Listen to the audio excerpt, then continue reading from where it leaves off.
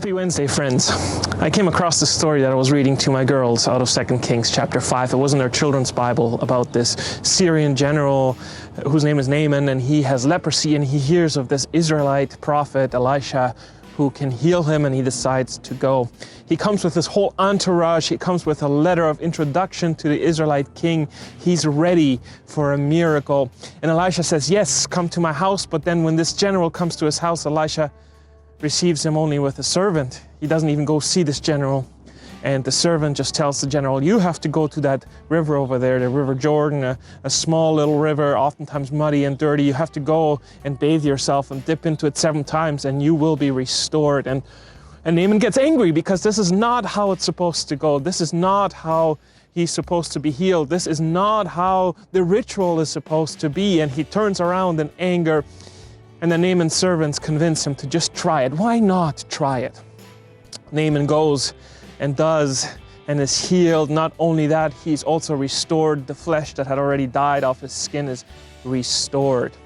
The story goes on for a while longer. There's more intrigue and lies and all sorts of stuff going on. But the one thing that stuck in my mind was this picture of Naaman expecting it to look differently. And instead, him having to go into that river to bathe himself.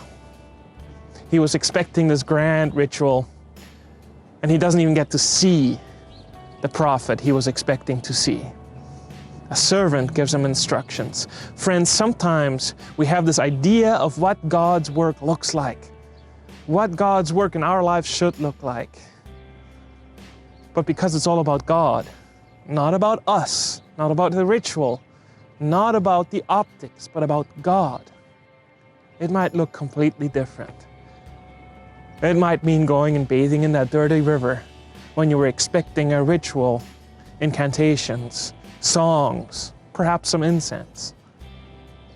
It means being surprised by what God does and how God acts. And it's up to us to figure out whether we want to go along with that or whether we turn around like Naaman and get angry and say, this is not how it's supposed to be, I won't do that. My prayer for my own life is that I will heed the call, that I will go even when it looks weird and when it doesn't make sense. That I will trust God and let it be God's work, not my own work or other people's work. That's my prayer for all our lives. It's my prayer for this world. So may you go into this week. May God call you to do things that seem ridiculous.